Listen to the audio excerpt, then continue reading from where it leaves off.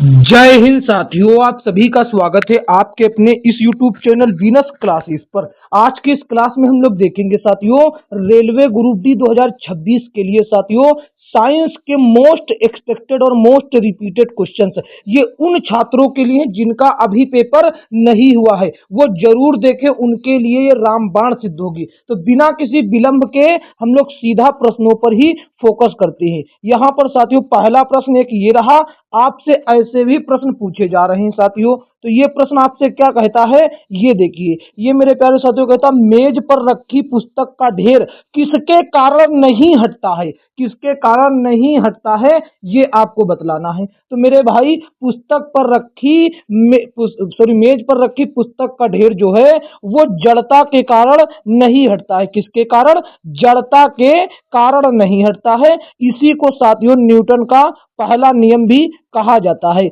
Newton का first law of साथियों motion कहा जाता है। ठीक है, जिसको जड़त्व का नियम कहते हैं, उसी के कारण नहीं हटता है। आगे की ओर चलेंगे। अगला प्रश्न साथियों आपसे एक ये रहा, क्या कहता है जी? कहता है समुद्री जल में ध्वनि की गति कितनी होती है, ये आपको बतलाना है। तो यहां पर देखो मेरे भैया, समुद्री जल में ध्वनि की गति बताना।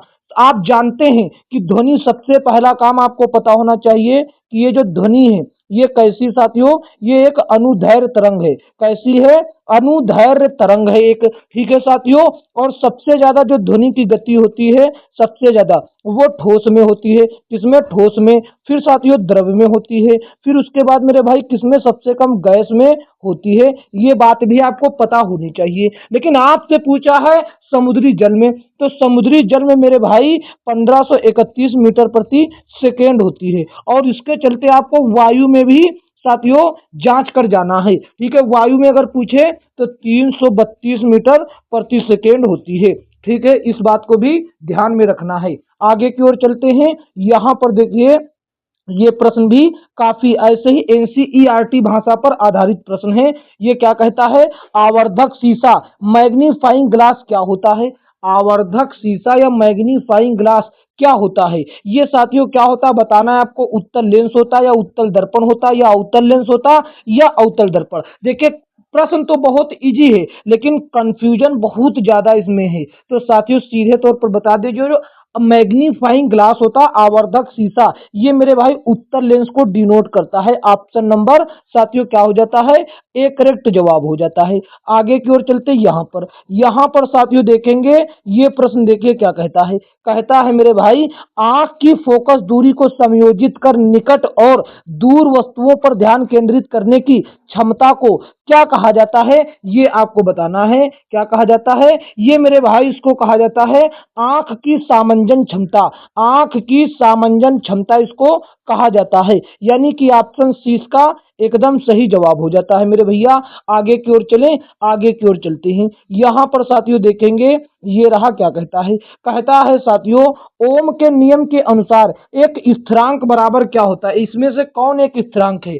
ओम ने बताया कि मेरे भाई अगर किसी चालक तार की या चालक साथियों चालक की भौतिक अवस्थाएं जैसे ताप दाब ना बदली जाए तो उसमें से बहने वाली धारा का मान जो होता है प्रवाहित विभवांतर के व्युत्क्रमानुपाती। कुल मिलाकर ओम का नियम होता है V बराबर आई आर। लेकिन यहां पर उसने बताया कि इसमें V और I का जो अनुपात होता है वो एक साथियों स्थिरांक होता है। यानी कि जो ये आ गया V बटे आई, ये R होता है। और R क्या होता है साथियों? R एक स्थिरांक होता है। और आपसे स्थिरांक के बारे में पूछा गया, स्थिरांक कौन हो जाएगा? V upon I. V upon I इसका एकदम परफेक्ट जवाब हुआ ऑप्शन नंबर ए। किसी को किसी प्रकार की कोई समस्या नहीं होना चाहिए, बस ये एनसीईआरटी है। अगर आपका कंसेप्ट क्लियर है तो आपको कोई नहीं फंसा सकता एग्जाम में। ठीक है, बस कंसेप्ट क्लियर होना चाहिए। यहां पर देखो ये रहा साथियों क्या कहता है, यहां पर ध्यान दीजिए। कहता है कि यांत्रिक ऊर्जा को विद्युत ऊर्जा में रूपांतरित करने के लिए कौन सा उपकरण उपयोग किया जाता है, ये आपको बतलाना है। तो बता देना, देखिए यांत्रिक ऊर्जा को अगर विद्युत ऊर्जा में बदले तो ये हो जाता है डायनेमो। कौन, डायनेमो यांत्रिक ऊर्जा को साथियों विद्युत ऊर्जा में बदलता। जबकि ये साथियों विद्युत मोटर क्या करता है, विद्युत मोटर क्या करता है, ये विद्युत ऊर्जा को, इलेक्ट्रिक एनर्जी को ये मैकेनिकल एनर्जी यानी कि विद्युत ऊर्जा को यांत्रिक ऊर्जा में बदलता है। और जबकि बैटरी क्या करता है, बैटरी साथियों रासायनिक ऊर्जा, केमिकल एनर्जी को, मेरे भाई किसमें, विद्युत ऊर्जा में बदलता है, रासायनिक ऊर्जा को विद्युत ऊर्जा में। और फोटो सेल क्या करता है, प्रकाश ऊर्जा को, लाइट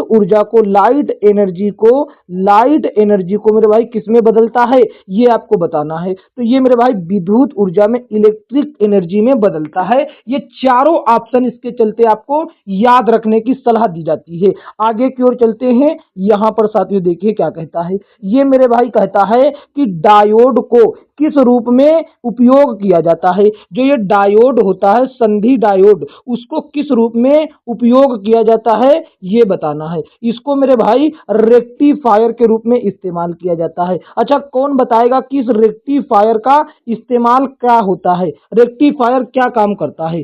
ऑप्शन तो ए हो गया। ये जो रेक्टिफायर है साथियों, ये क्या करता है मेरे भाई, आप जानते हैं कि जो साथियों धारा हमको मिलती है, प्रत्यावर्ती धारा एसी के रूप में मिलती है, अल्टरनेटिव करंट, ये अल्टरनेटिव करंट को मेरे भाई डिस्क धारा, डायरेक्ट साथियों उसमें डिस्क धारा डीसी में कन्वर्ट करता है। ठीक है साथियों, ऑप्शन नंबर क्या हो गया, ए इसका राइट जवाब हो गया। और ये फैक्ट भी आपको ध्यान में रखना है कि ये एसी से डीसी धारा में कन्वर्ट करता है। आगे की ओर चलते यहां पर साथियों देखेंगे, ये रहा, कहता है कि भैया एक ही पदार्थ के अणुओं के बीच लगने वाले आकर्षण बल को क्या कहा जाता है, ये बताना है। एक ही पदार्थ के अणुओं के बीच लगने वाले आकर्षण बल को सासंजक बल कहा जाता है। क्या कहा जाता है, सासंजक बल। ऑप्शन 20 का एकदम सही जवाब हो जाता। जबकि मेरे भाई ये क्या होता है, ये आपको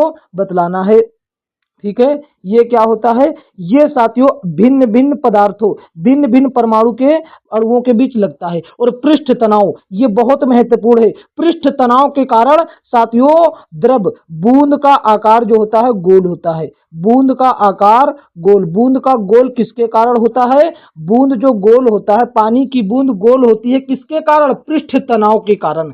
ठीक है साथियों, आगे की ओर चलते हैं। यहां पर देखेंगे, ये रहा, ये साथियों देखिए क्या कहता है जी, कहता है बालों का रंग किसके कारण होता है। यानी कि बालों का जो रंग काला होता है, ठीक है, बालों का रंग काला या फिर भूरा कह लो, या फिर सफेद भी कह लो। ठीक है, ये किसके कारण बना रहता है, मुख्य रूप से ये मेरे भाई मुख्य रूप से मेलानिन के कारण बना रहता है। इसके मेलानिन के कारण बना रहता है। ऑप्शन नंबर क्या हो गया, ऑप्शन 20 का एकदम सही जवाब हो जाता है मेरे भाई। ठीक है, नेक्स्ट प्रश्न की ओर चलते हैं। यहां पर साथियों देख लीजिए, ये रहा, क्या कहता है साथियों कि जलीय प्राणी जैसे मछलियां अपशिष्ट का उत्सर्जन इनमें से किस रूप में करती हैं। ये साथियों very very most important question से, वेरी मोस्ट इंपोर्टेंट क्वेश्चन आपको हम बता दें, ये एनसीईआरटी का प्रश्न है। यहां पर साथियों तीन चीज होता है, एक होता है जलीय जीव,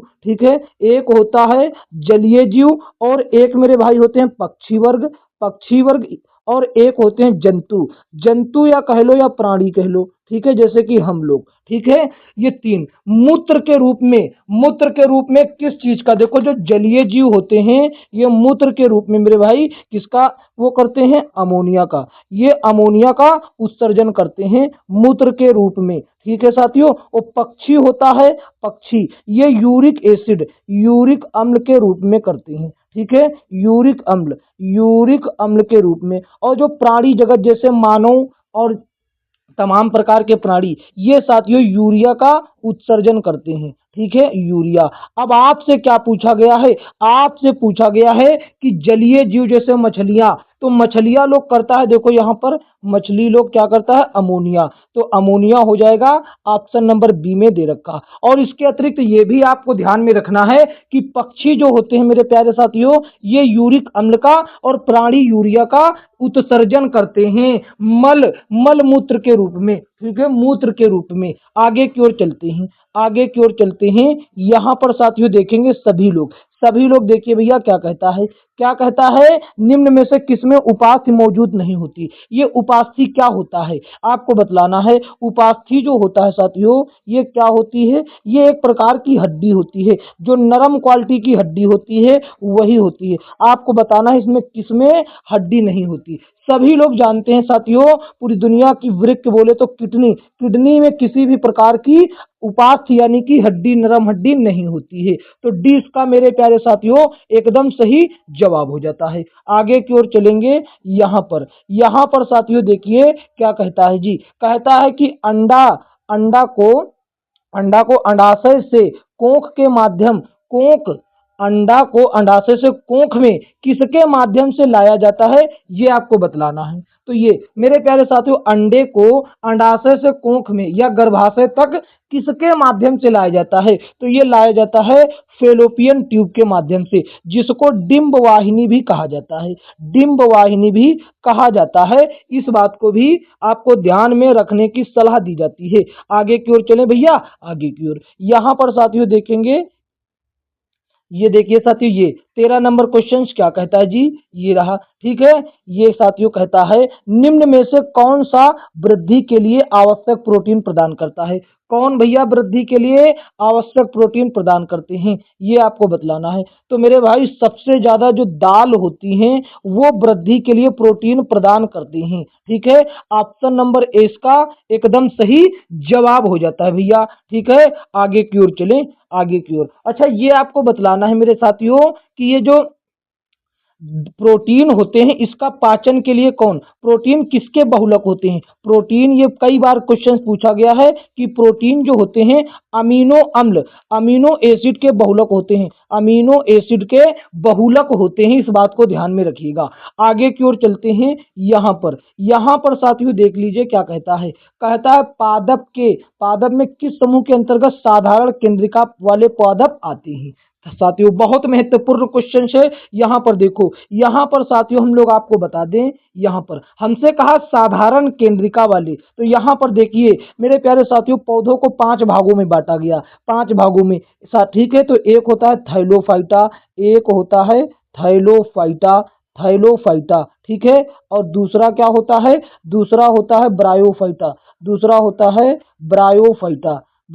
कुल मिलाकर के देखो यहाँ पर हम आपको बता दें, एक तो हो गया ये, दूसरा हो गया ये, तीसरा ये, चौथा ये, एक और होता है एंजियोस्पर्म, हम उसको यहीं पर लिख देते हैं एंजियोस्पर्म। ठीक है, एंजियोस्पर्म, ये 5वां प्रकार हो गया। इन 5 प्रकार को पौधों में बांटा गया। अब एक और बात यहाँ पर सुनिए, जो ये जिम्नोस्पर्म और एंजियोस्पर्म है, इनको क्या कहा जाता है, इनको कहा जाता है पुष्पोद्भिद, पुष्प वाले पौधे, पुष्पोद्भिद,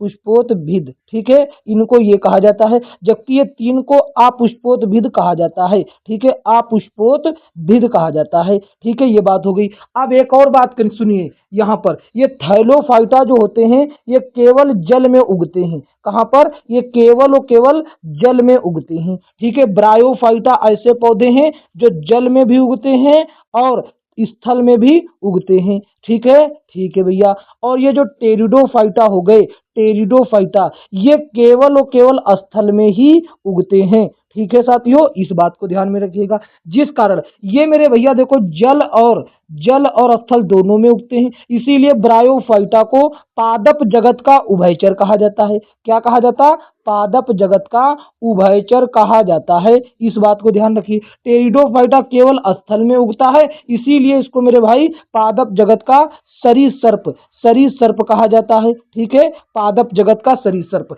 फिलहाल इसका उत्तर क्या होगा इस प्रश्न का, ये सारा चीज आपको ध्यान में बसा कि नहीं, तो ठीक है बसा। अब हम आपको इसका उत्तर बताते हैं, जिसमें साधारण केंद्रिका पाई जाती है वो मेरे भाई होता है क्या, जल्दी से बताएंगे, वो हो जाता है आपका थैलोफाइटा। ठीक है, वो थैलोफाइटा मेरे भाई केवल और केवल जल में पाया जाता है, जैसे कि शैवाल हो गया।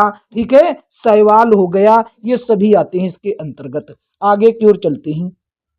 यहाँ पर साथियों देखेंगे क्या कहता है, कहता है मेरे भाई निम्नलिखित में से कौन पुष्प का, फूल का एक मादा प्रजनन अंग है। मादा प्रजनन अंग कौन है ये आपको बतलाना। आपको हम देखिए मादा प्रजनन अंग जो फूल होता है उसमें मेरे भाई मादा प्रजनन अंग होते हैं और मेरे भाई नर प्रजनन अंग भी होते हैं। मादा में कौन कौन आते हैं ये आपको हम बता देते हैं। मादा में देखो सबसे पहले आपका एक आता है वर्तिका। क्या आता है? वर्तिका। फिर एक आता है वर्तिकाग्र।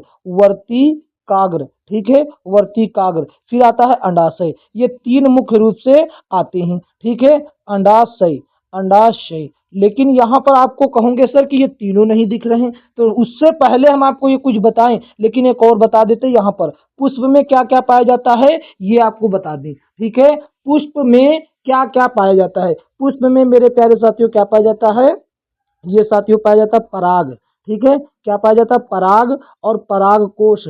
पराग कोश पाया जाता है, ठीक है, पराग कोश और साथियों तंतु। ये तीन चीजें नर तंत्र में पाई जाती है पुष्प के दौरान, ठीक है। अब ये भी नहीं दिख रहे, लेकिन यहाँ पर ध्यान सुनिए, जो ये वर्तिका हो गया और वर्तिकाग्र हो गया और अंडाशय हो गया, इनको संयुक्त रूप से मेरे प्यारे साथियों क्या कहा जाता है? स्त्री केसर कहा जाता है। क्या कहा जाता है? स्त्री केसर कहा जाता है, ठीक है भैया। और इन तीनों को संयुक्त रूप से क्या कहा जाता है? इन तीनों को संयुक्त रूप से मेरे भाई कहा जाता है पुंकेसर। क्या कहा जाता है?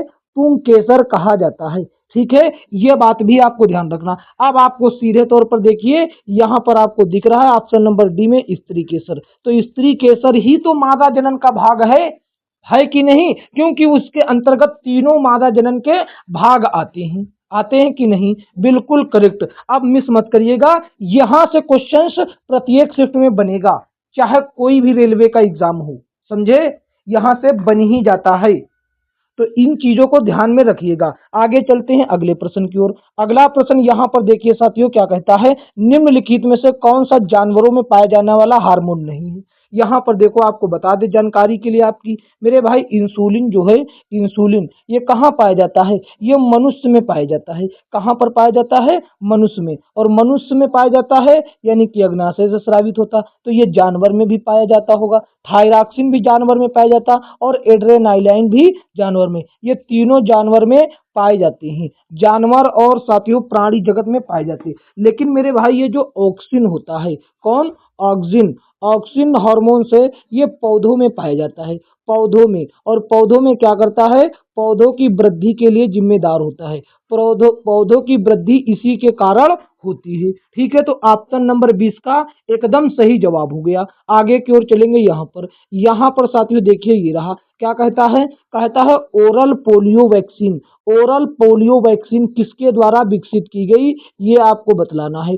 ओरल पोलियो वैक्सीन किसके द्वारा विकसित की गई ये आपको बतलाना है, ठीक है। तो ये साथियों किसके द्वारा? ये अलरबर्ट, किसके द्वारा? अलरबर्ट साबिन के द्वारा विकसित की गई। ऑप्शन नंबर इसका क्या हो गया मेरे प्यारे साथियों? सी इसका एकदम सही जवाब। अगर आपसे पूछ ले खुदा ना खास्ता कब करी गई? 1961 में करी गई, ठीक है साथियों, ठीक है।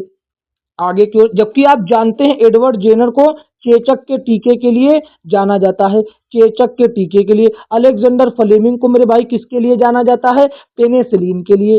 पेनिसिलिन के लिए जाना जाता है, ठीक है, पेनिसिलिन के लिए जाना जाता है। ये बात आप लोग जानते हैं, ठीक है भैया। अगर आपसे कहे मेरे प्यारे साथियों, अगर आपसे कहे कि जोनास साल्क को किसके लिए जाना जाता है तो आप क्या बताएंगे?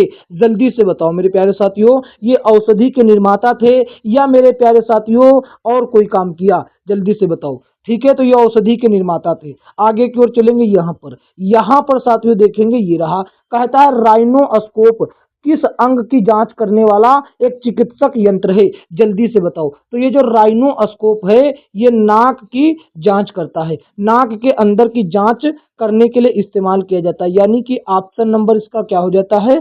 सी इसका एकदम सही जवाब हो गया मेरे प्यारे साथियों। आगे की ओर चलें, आगे की ओर चलते यहाँ पर देखेंगे ये रहा, ये साथियों देखिए क्या कहता है जी। कहता है रसायनज्ञ के गणना के लिए इकाई क्या है? इसका कहने का मतलब है कि रसायन विज्ञान में हम कोई भी चीज गणना करते हैं तो उसको कैसे दर्शाते। जैसे यहाँ पर मेरे भाई हम लोग द्रव्यमान को मेरे भाई केजी में माप लेते, दर्शा देते, केजी में दर्शाते हैं, ठीक है। और समय को मेरे भाई सेकेंड में दर्शाते हैं। इसी तरीके से वो कह रहा है, इसी तरीके कि रसायन में जो गणना होती है उसको किस में दर्शाया जाता, उसको मोल में दर्शाया जाता है। ठीक है, मोल। और मोल, एक मोल में कितने होते हैं अणु?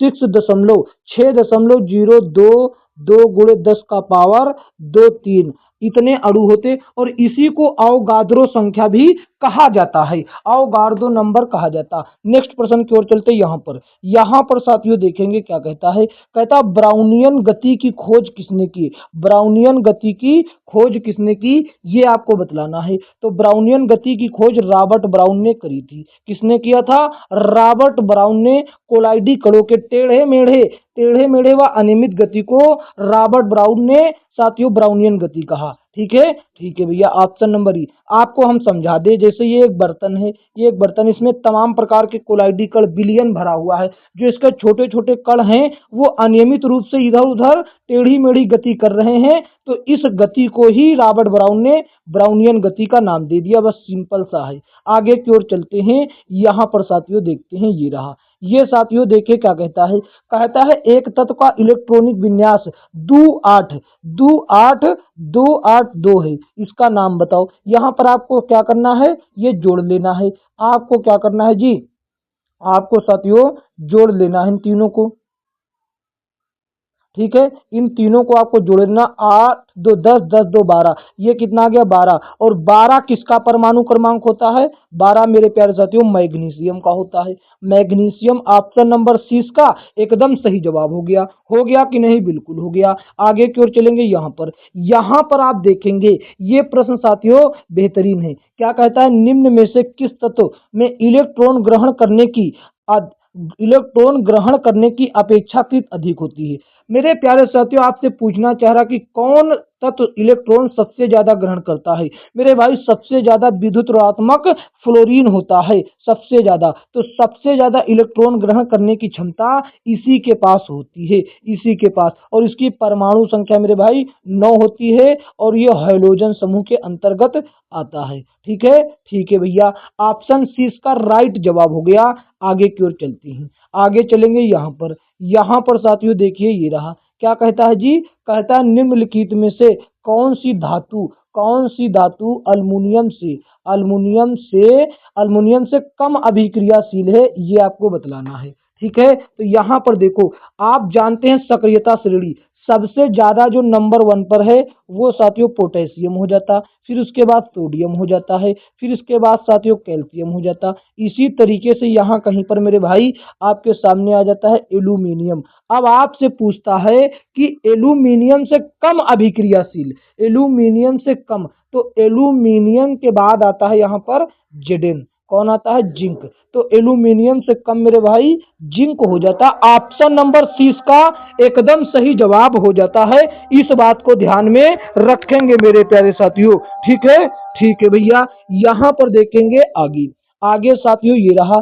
देखिए कहता है कि निम्नलिखित में से कौन सा तत्व सर्वाधिक विद्युत ऋणात्मक तत्व होता है? अभी अभी मैंने आपको बताया सर्वाधिक विद्युत ऋणात्मक तत्व फ्लोरीन्स होता है, लेकिन यहाँ पर फ्लोरीन्स नहीं दिया गया, इसीलिए इन चारों में से बतलाना है, इन चारों में से। तो मेरे भाई फ्लोरीन के बाद सबसे अगर विद्युत ऋणात्मक तत्व पूछता तो आपको बताना था फ्लोरीन, लेकिन इससे कम कौन होता? इससे कम होता क्लोरीन, और क्लोरीन से कम होता ब्रोमीन, और ब्रोमीन से कम होता आयोडीन। आयोडीन से मेरे भाई आयोडीन से कम कौन होता है? ठीक है, जल्दी बताओ। ठीक है भैया, जल्दी बता दो, जल्दी से। आयोडीन छोड़िए, यहाँ पर ऑप्शन आपको देखो यहाँ पर दे रखा है जी, ऑप्शन क्लोरीन। ठीक है, क्लोरीन। ठीक है, एकदम करेक्ट जवाब क्लोरीन इसका सही जवाब। आगे की ओर चलते। यहाँ पर साथियों देखिए क्या कहता है, जल्दी से बताओ। कहता है जी सोडा वाटर में कौन सी गैस पाई जाती है? सोडा वाटर में कौन सी गैस पाई जाती है साथियों, ये आपको बतलाना है भैया। तो जल्दी से बताओ, ये 4 विकल्प दिए गए हैं, फ्रेयान, हाइड्रोजन, नाइट्रोजन, कार्बन डाइऑक्साइड। जल्दी से बतलाना है। आपको हम बता दें, फ्रेयान गैस फ्रिज में इस्तेमाल होती है, अब लेकिन ये बंद हो गया है। ठीक है, इसका उत्तर आपको मेरे प्यारे साथियों होमवर्क के तौर पर कमेंट के माध्यम से देना है। और साथियों आपको बताना है कि यह क्लास आपको कैसी लगी। अगर यह क्लास जरा सा भी पसंद आई है तो इसको एक प्यारा सा लाइक कर दीजिएगा और साथियों अपने दोस्तों में शेयर करिए। और एक हाइप का ऑप्शन आता है साथियों, इस क्लास को हाइप भी कर दीजिएगा ताकि आपको ऐसी ही क्लासें, अन्य क्लासें भी मिल सके साथियों। नीचे कमेंट के जगह पर हाइप का भी ऑप्शन आने लगा ताकि ऐसी ही जितने प्रकार की क्लासें हैं वो आपके सामने पहले आए। ठीक है, अगर चैनल पर नए हैं तो मेरे भाई चैनल को साथियों क्या कर देंगे, चैनल को सब्सक्राइब करके नोटिफिकेशन बेल को ऑल पर क्लिक कर देंगे। ठीक है, मिलेंगे नेक्स्ट क्लास में, तब तक के लिए जय हिंद जय भारत।